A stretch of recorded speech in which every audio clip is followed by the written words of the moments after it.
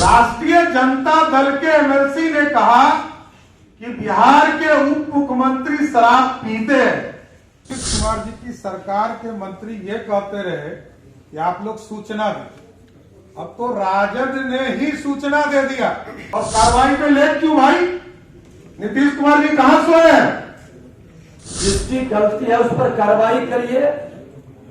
राष्ट्रगीत राष्ट्रगान का अपमान कतई स्वीकार नहीं होगा। उन्हें देशी बंद कर रहे थे, मैंने ही उठ करके प्रस्ताव लाया था कि मुख्यमंत्री जी दोहरा नीति दोहरा चरित्र मत रखिए, देशी क्यों विदेशी क्यों नहीं, और शराबबंदी ही क्यों, पूर्ण नशाबंदी क्यों नहीं, क्यों पूर्ण नशाबंदी की बात नहीं करते हैं?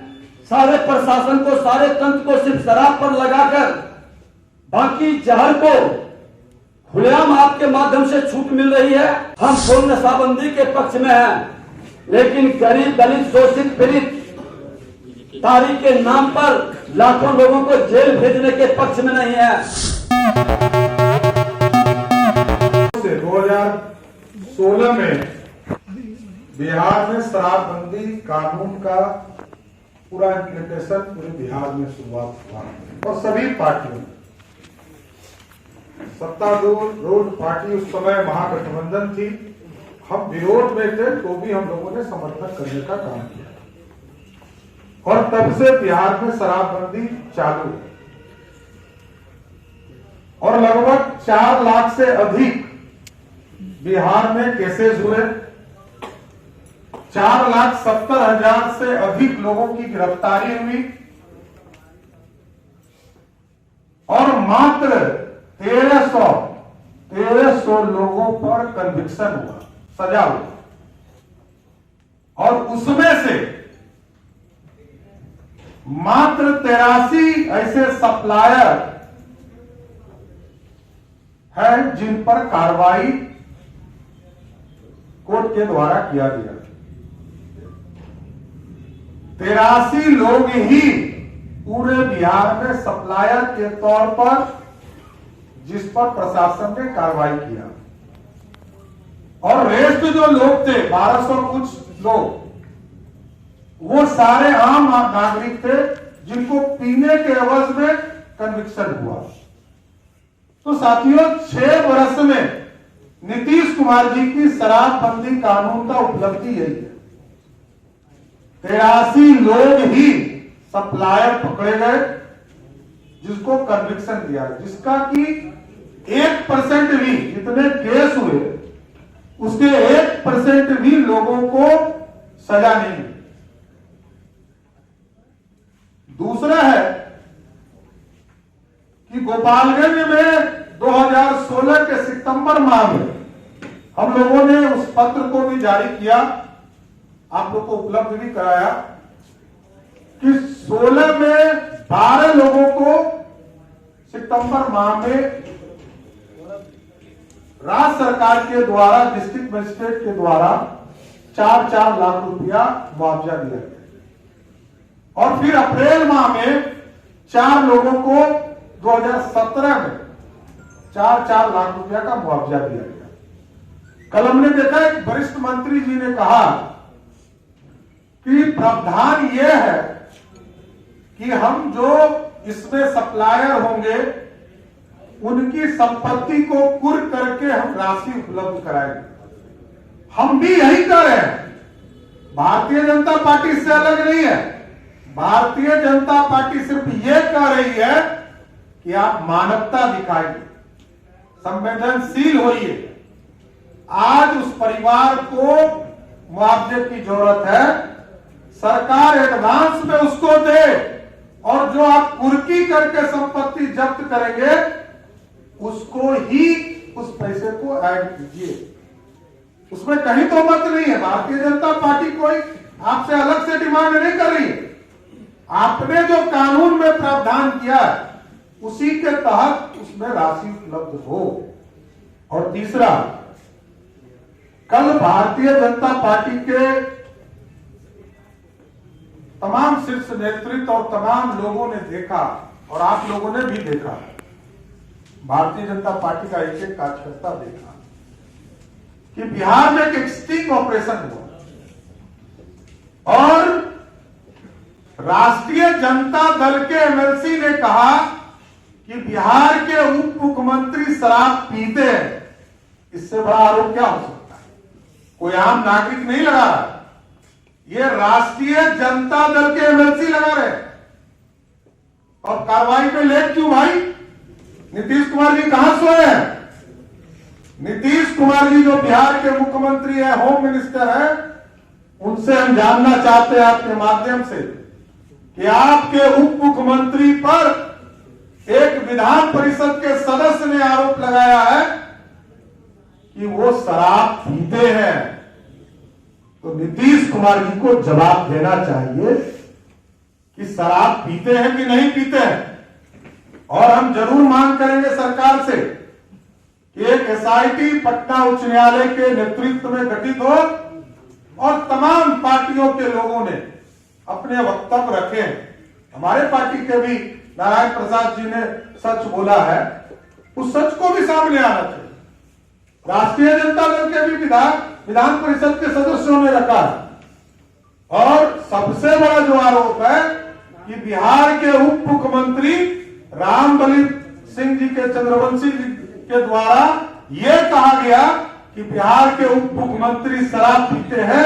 यह सबसे बड़ा प्रश्न है, इसका जवाब राष्ट्रीय जनता दल और बिहार के लोकप्रिय मुख्यमंत्री जो बने हुए हैं आदरणीय नीतीश कुमार जी को देना पड़ेगा। धन्यवाद। कि मुख्यमंत्री जी आपके कैबिनेट में और आपके निकट के पदाधिकारी का आप ब्लड जांच करा लें, स्पष्ट हो जाएगा कि कितने लोग शराब का सेवन करते हैं। और दूसरी सबसे बड़ी चीज है कि आप समीक्षा के नाम पर पूरे बिहार को बर्बादी के नायक नहीं बन सकते। हद कर दिए हैं आपने। एक और विषय है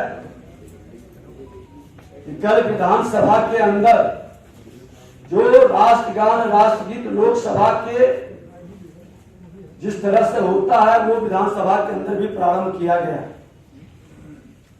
और अभी नए अध्यक्ष जो बने, इनका चयन जब हुआ तो उस समय भी राष्ट्रगान और राष्ट्रगीत हुआ, फिर कल राष्ट्रगीत क्यों नहीं हुआ? हम लोगों ने मिलकर के आपत्ति दर्ज किया। जो आपसे भूल हुई है, जिसकी गलती है उस पर कार्रवाई करिए। राष्ट्रगीत राष्ट्रगान का अपमान कतई स्वीकार नहीं होगा। सत्ता के लिए राष्ट्रीय एकता अखंडता को चुनौती देने वाले लोग मां भारती को कतई स्वीकार नहीं है। और इस मानसिकता का हम घोर विरोध करेंगे। हम लोग तो हर जगह कार्यक्रम में जहां करते हैं जाते हैं, प्रयास रहता है कि राष्ट्रगान से शुरू हो, राष्ट्रगीत से समापन हो। और हर संवैधानिक पद पर बैठे लोग इसके माध्यम से हमारे युवा पीढ़ी के मन के अंदर एक राष्ट्रबोध की प्रेरणा प्रदान करे। और इसको लेकर के भी कल हम लोग विरोध दर्ज करेंगे। विधानसभा परिसर में धरना का कार्यक्रम विधानमंडल की ओर से किया जाएगा। 11 बजे से 1 बजे तक हम लोग वहां बैठेंगे। तेजस्वी जी जिस तरह से कहते हैं नीतीश कुमार जी की सरकार के मंत्री ये कहते रहे कि आप लोग सूचना दें। अब तो राजद ने ही सूचना दे दिया, किसी दूसरे की जरूरत है क्या? राष्ट्रीय जनता दल के ही विधान परिषद ने सूचना दे दिया कि बिहार के उप मुख्यमंत्री शराब पीते हैं। इसके बाद किसकी जरूरत है भाई?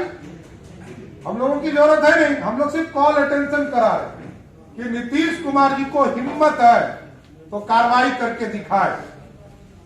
ये तो पूरा बिहार जानता है कि नीतीश कुमार जी में हिम्मत कितना है, तो कार्रवाई करके दिखाए। और कोई ये नया नहीं है।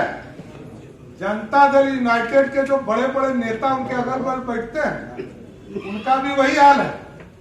ये कोई बोलने की जरूरत नहीं है, नाम बोलकर क्या करें? जिनके ऊपर साफ साफ उनके विधान परिषद के सदस्य बोल रहे हैं तब तो नीतीश कुमार जी को हिम्मत ही नहीं है कार्रवाई की। तो अब नया नाम देकर हम लोग क्या करेंगे? पहले ये कार्रवाई करके दिखाएं। हम आपको स्पष्ट करते हैं कि जेडीयू के बड़े बड़े नेताओं का नाम बताओ। आज सब सारे प्रेस मीडिया के बंधु बैठे हैं। मैंने सदन के अंदर भी कहा कि भारतीय जनता पार्टी विपक्ष में रहते हुए आपका समर्थन किया था। उस समय भी हमने कहा था, उन्होंने याद होगा आप लोगों को, उन्होंने देश ही बंद कर रहे थे। मैंने ही उठ करके प्रस्ताव लाया था कि मुख्यमंत्री जी दोहरा नीति दोहरा चरित्र मत रखिए, देशी क्यों विदेशी क्यों नहीं, और शराबबंदी ही क्यों, पूर्ण नशाबंदी क्यों नहीं।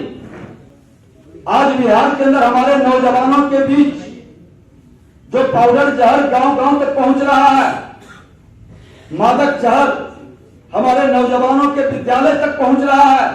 मुख्यमंत्री जी आप बिहार को पंजाब बनाना चाहते हैं, क्यों पूर्ण नशाबंदी की बात नहीं करते हैं?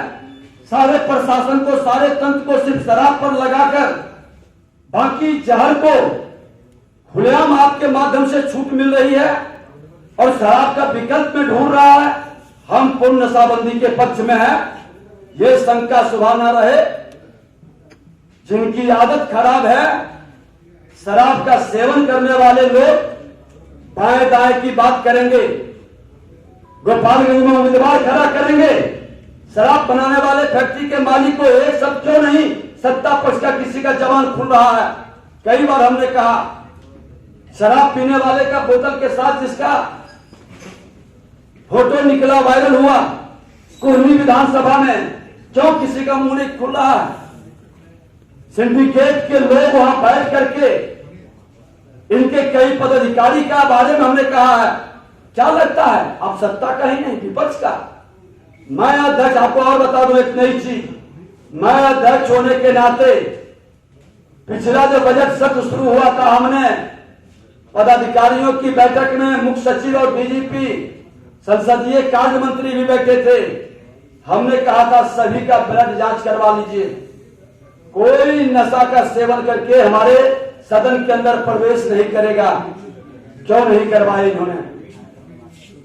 मेरी तो मंशा साफ थी, हम पूर्ण नशाबंदी के पक्ष में हैं, लेकिन गरीब दलित शोषित पीड़ित तारीख के नाम पर लाखों लोगों को जेल भेजने के पक्ष में नहीं है, क्योंकि आपका तंत्र कमजोर है। जो आपके साथ बैठने वाले कैबिनेट में लोग हैं उसको बचाइएगा, सिंडिकेट को उम्मीदवार बनाइएगा, माफिया को उम्मीदवार बनाइएगा, गरीब को जेल भेजिएगा। ये दोहरा चरित्र भारतीय जनता पार्टी को कतई स्वीकार नहीं है। और जब आप कह रहे हैं कि आप पीने वाले को छोड़ दो, बेचने वाले को पकड़ेंगे, तो करनी कतरी दिखाइए जिस पर झूठा केस और आरोप लगा है। एक अलग से आप न्यायिक जांच कमेटी पदाधिकारियों की गठित कर करके उसके केस को खत्म करिए, उसको मुक्त करिए, उसके नाम पर पुलिसिया जुर्म बंद हो, यह वातावरण बनानी चाहिए।